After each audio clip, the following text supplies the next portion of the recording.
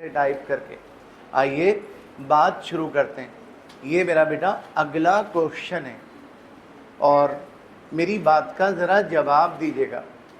आप मुझे ये बताइए, सबसे पहली बात आप मुझे ये बताइए, एल्युमिनियम का रिएक्शन किससे हो रहा है मेरा बेटा? एल्युमिनियम का रिएक्शन सल्फर से कल भी किया था और ये बन गया Al2S3। इसका नाम क्या है? इसका नाम है एल्युमिनियम सल्फाइड। एग्री? अब ज़रा जल्दी से बताइएगा, डिफाइन द टर्म स्टोशियोमेट्री। कभी कभी हमारे पेपर का स्टाइल ये भी हो जाता है, मतलब कहते हैं डिफाइन स्टोशियोमेट्री, तो आप क्या करोगे? स्टोशियोमेट्री। मगर अब तो ऐसा होगा ही नहीं, अब तो डिफाइन वाले क्वेश्चन ही अलग कर दिए हैं, हेडिंग तक बना दिए हैं पेपर में। खैर, स्टोशियोमेट्री की डेफिनेशन करने के बाद आपसे कह रहे हैं, in a laboratory experiment if 135 gram aluminium is allowed to react with excess of sulphur. क्या मतलब? 135 ग्राम एल्युमिनियम को एक्सेस ऑफ सल्फर के साथ मिला दिया। सही है? अगर सल्फर का भी मास गिवन होता तो फिर ये लिमिटिंग रिएक्टेंट का क्वेश्चन होता। अभी तो ये स्टोशियोमेट्री का है, यही तो निशानी है ना बेटा? आपसे कह रहे हैं it give 300 gram aluminium sulphide, यानी 135 ग्राम एल्युमिनियम रिएक्ट हुआ तो 135 ग्राम एल्युमिनियम सल्फाइड बना। ये क्या है? Actual yield. इसको क्या बोलते हैं? Practical yield, actual yield. तो आपको एल्युमिनियम का मास गिवन है, आपको एक्चुअल यील्ड गिवन है, मतलब प्रैक्टिकल यील्ड गिवन है 300। कितनी बेटा? 300। गलती से 30 हो गया, मैं इसको 300 कर देता हूं। बच्चों 300।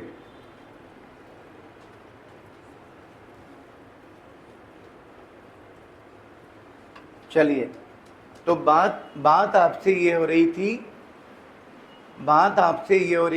300 ग्राम, और आपसे कह क्या रहे?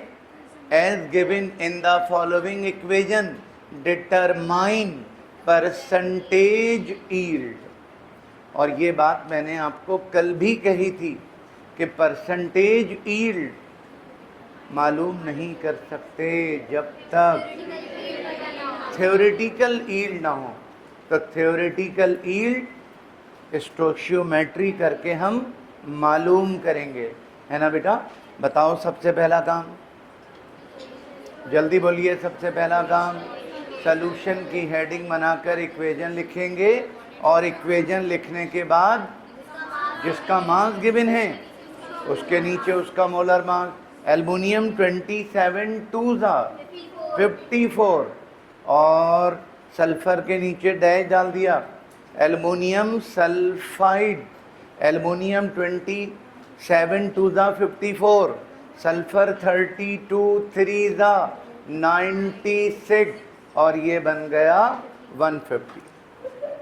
ओके बेटा, अब जल्दी से बताइएगा, एल्युमिनियम सल्फाइड की हमें क्या निकालनी है? Theoretical yield. और थ्योरेटिकल यील्ड निकालने के लिए क्या करोगे? अकॉर्डिंग टू थ्योरेटिकल यील्ड निकालने के लिए क्या करेंगे? According to balance chemical equation. शाबाश, जोर से बोलिए। 54 gram aluminium produce 150 gram aluminium sulphide. अगला जुमला बोल दीजिए। 1 gram aluminium produce 150 upon 54 gram aluminium sulphide, है ना बेटा? और बस इसके बाद देयरफॉर 135 ग्राम से मल्टीप्लाई कर देंगे तो क्या होगा मेरा बेटा? एल्युमिनियम सल्फाइड की क्या आ जाएगी? थ्योरेटिकल ईल्ड आ जाएगी। थ्योरेटिकल ईल्ड पता चल गई। और अब बस बात ख़त्म, बात ख़त्म बेटा। क्या करोगे? परसेंटेज ईल्ड निकालेंगे। बताओ कैसे? P upon T. P upon T मतलब practical yield upon theoretical yield into 100। Practical yield आपको सवाल में गिवन है कितनी? 135। और थ्योरेटिकल ईल्ड आपने निकाली है 375 और मल्टीप्लाई बाय 100। बात ख़त्म हो गई। और जब आप इसको सॉल्व करेंगे तो आंसर आएगा 80%।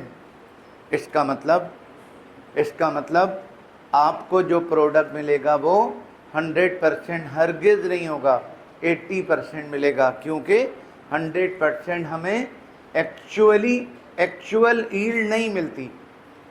और 100% तो हमारी अपनी परसेंटेज भी नहीं आती, इनकी भी नहीं आती। क्यों नहीं आती? ड्यूरिंग रिएक्शन कुछ मास एनर्जी में कन्वर्ट हो जाता है। आपने मेरी बात सुन ली?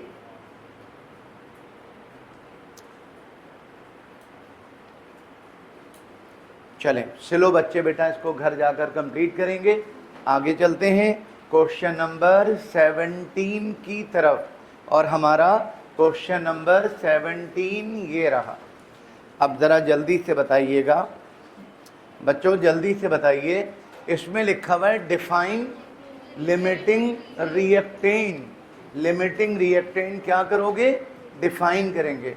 और डिफाइन करने के बाद शाबाश, find the maximum mass of magnesium sulphide.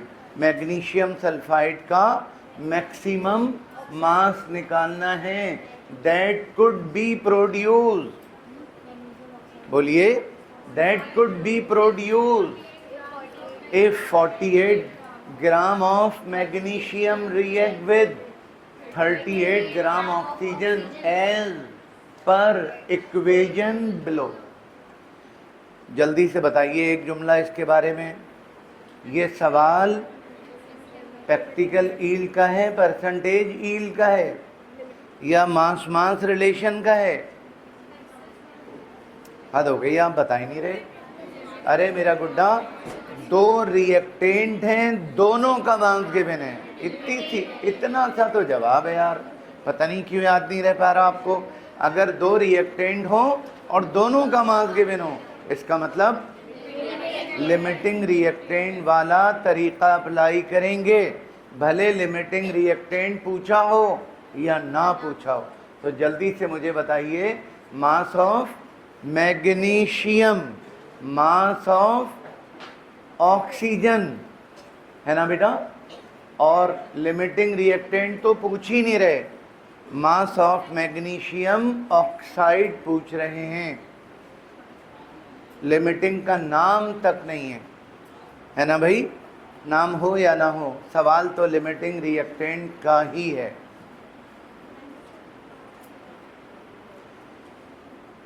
अच्छा, जल्दी से मुझे जवाब दीजिए, जल्दी से मुझे जवाब दीजिए।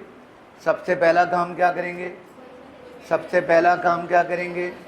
सबसे पहला काम सॉल्यूशन की हेडिंग बनाकर इक्वेशन लिखेंगे। और इक्वेशन लिखने के बाद जिसका मास गिवन है उसके नीचे उसका मोलर मास। मैग्नीशियम 24 2 48 है ना बेटा?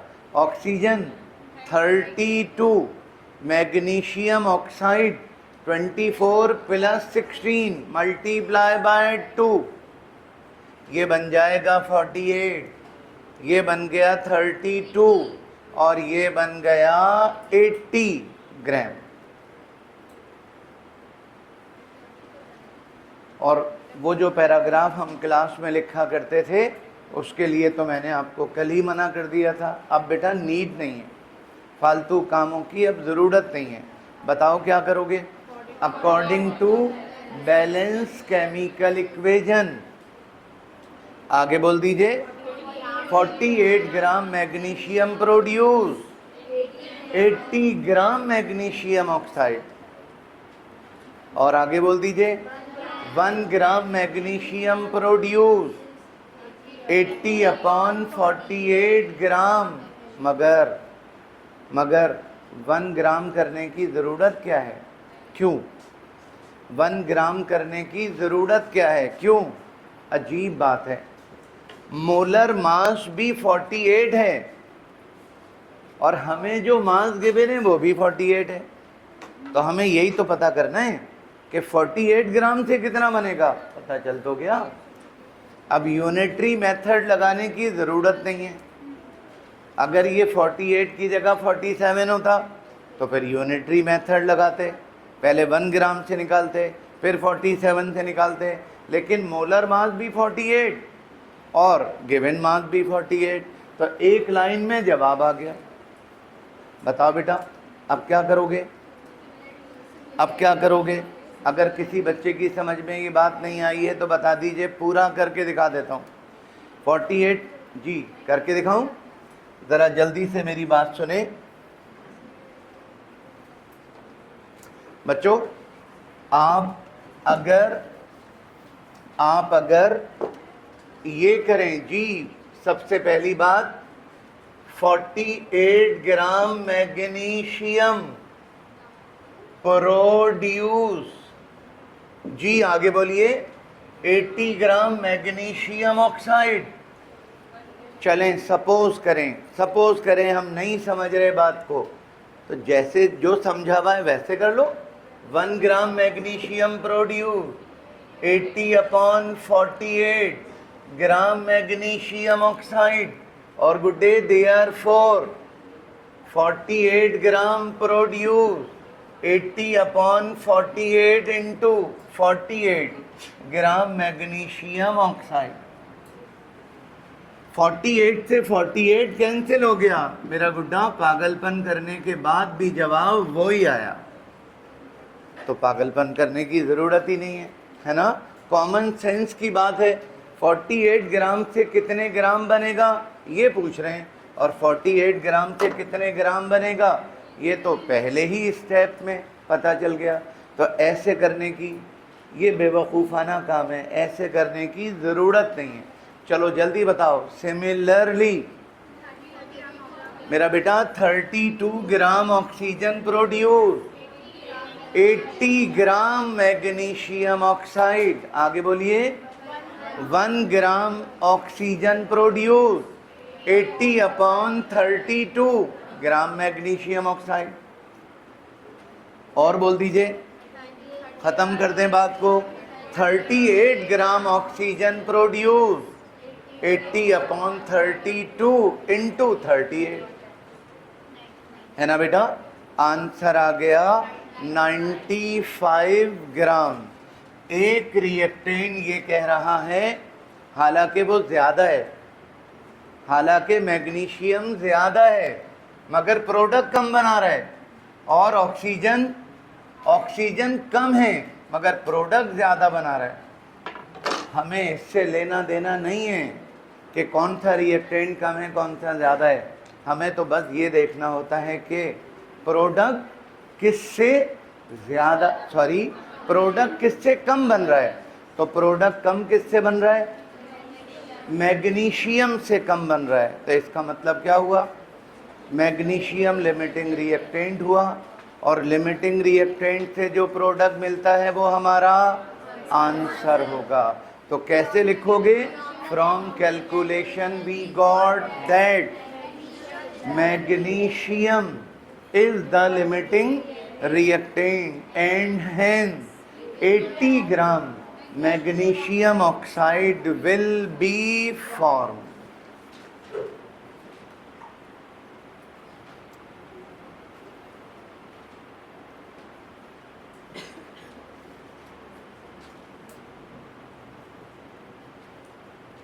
ओके बेटा,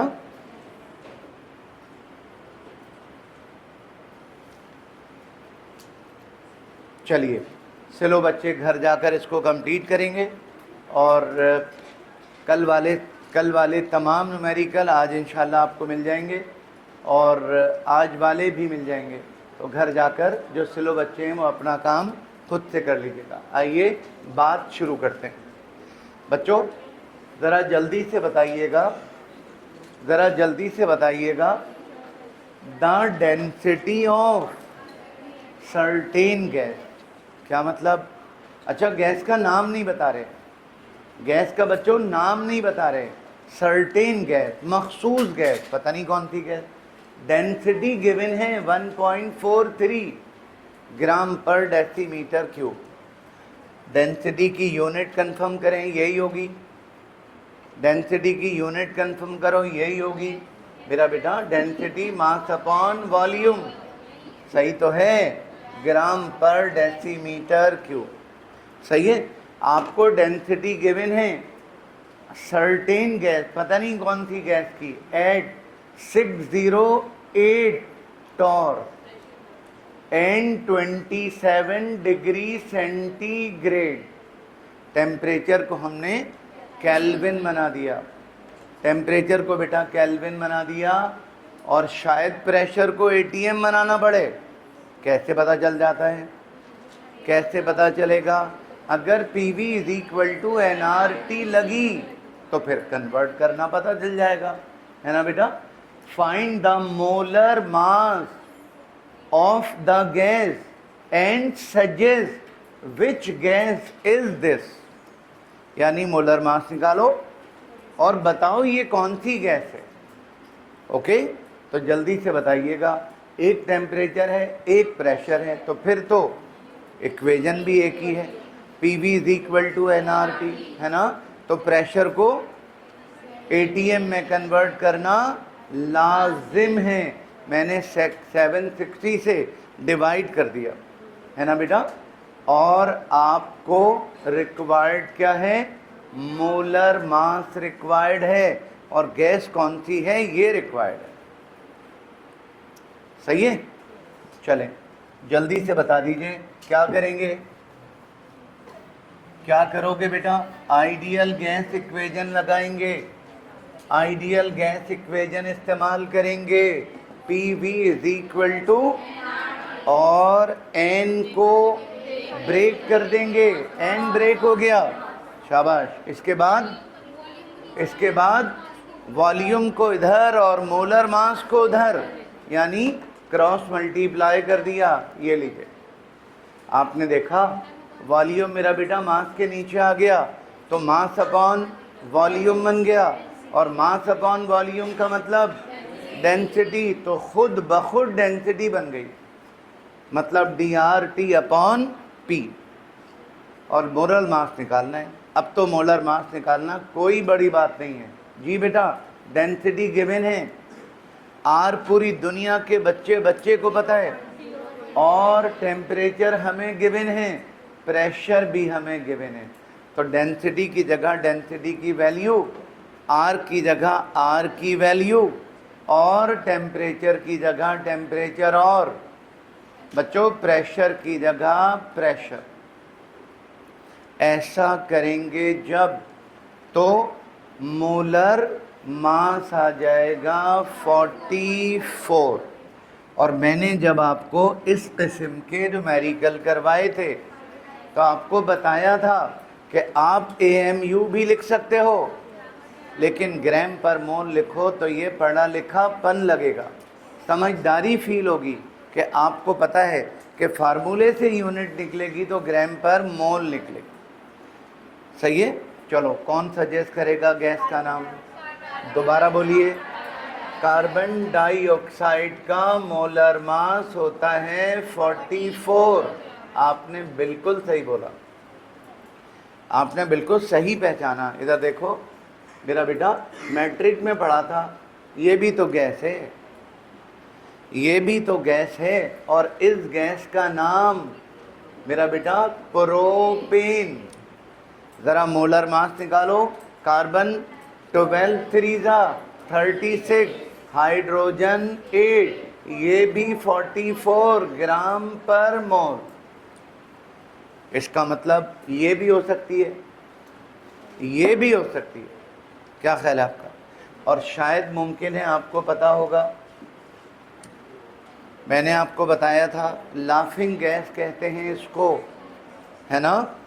और इसका नाइट्रोजन 14 टू 28, ऑक्सीजन 16, लो ये भी 44 आ गया। इसका मतलब ये हुआ कि आप तीनों में से किसी का भी नाम लिख सकते हैं। और अगर तैयारी अच्छी है, जिनकी तैयारी अच्छी होती है वो कमी थोड़ी छोड़ते हैं, तो आपको तीनों के नाम लिख दें तो बेहतरीन हो जाएगा। क्या? सिंस।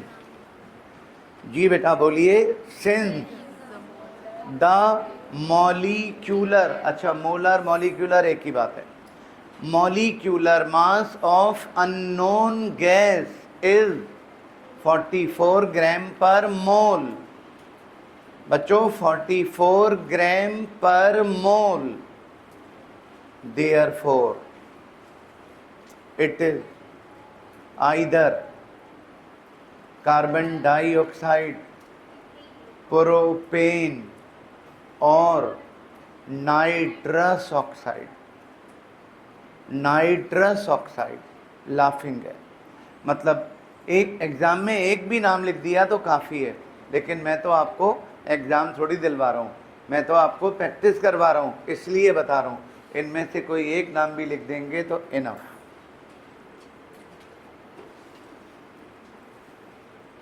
ओके बेटा,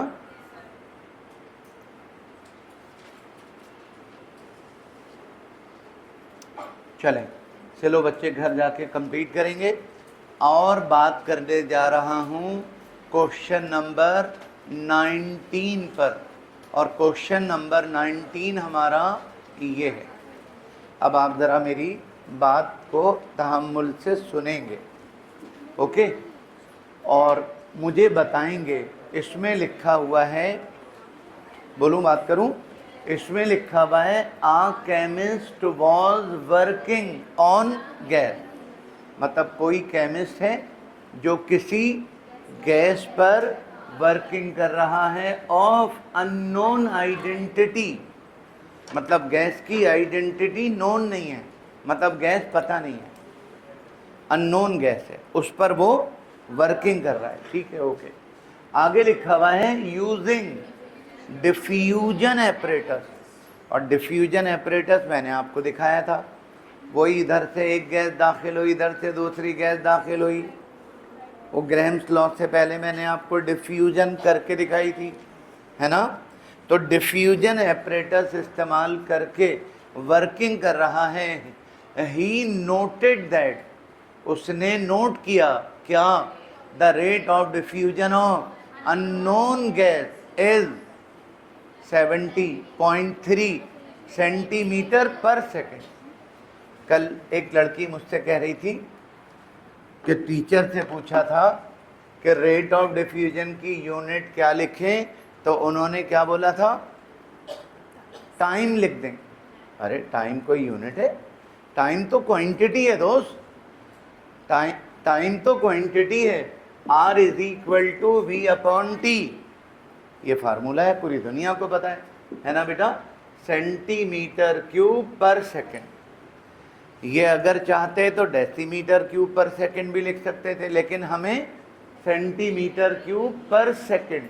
तो आपको अननोन गैस, अच्छा अननोन गैस का नाम रखना होगा, ABCD कुछ भी रख दो। अननोन गैस का नाम रख दिया A, और उसका rate of diffusion 30.3 centimetre cube पर सेकेंड। वेयर एज बच्चों, वेयर एज कार्बन डाइऑक्साइड का, मेरा बेटा, कार्बन डाइऑक्साइड का rate of diffusion 60 centimetre cube पर सेकेंड। ओके, आगे लिखा हुआ है अंडर सिमिलर कंडीशन। अच्छा, एक अननोन गैस है, दूसरी कार्बन डाइऑक्साइड है। तो कार्बन डाइऑक्साइड का मोलर मास तो आप सबको पता होगा, ये लिखा हुआ है ना बेटा, मोलर मास 44। और what is the molecular mass, molecular mass मालूम करना है और आइडेंटिटी पता करनी है। तो मॉलिक्यूलर मास पता चलेगा तो आइडेंटिटी तो खुद ही हो जाएगी, है ना बेटा। तो मॉलिक्यूलर मास और आइडेंटिटी मालूम करनी है। जल्दी से बता दीजिए, जल्दी से बता दीजिए। डिफ्यूजन की बातें हो रही हैं, डेफिनेटली लॉ ऑफ डिफ्यूजन लगेगा। और ये देखो लॉ ऑफ डिफ्यूजन लग गया, R A upon R CO2 is equal to √MCO2 upon √MA। और अननोन गैस का रेट ऑफ डिफ्यूजन रख दिया, कार्बन डाइऑक्साइड का रेट ऑफ डिफ्यूजन रख दिया, और नोन गैस का मॉलिक्यूलर मास रख दिया, और अननोन गैस का मॉलिक्यूलर मास निकालना है। बताओ बेटा कैसे। 70.3 अपॉन 60 का मतलब 1.171। 44 का रूट निकाला तो 6.633। और उसके बाद बेटा क्रॉस मल्टीप्लाई कर दिया, क्रॉस मल्टीप्लाई किया तो √MA धरा गया और 1.17 नीचे आ गया। दोनों को डिवाइड किया तो 5.66 और स्क्वायरिंग बोथ साइड किया तो मॉलिक्यूलर मास पता चल गया 32। बच्चों मॉलिक्यूलर मास पता चल गया 32।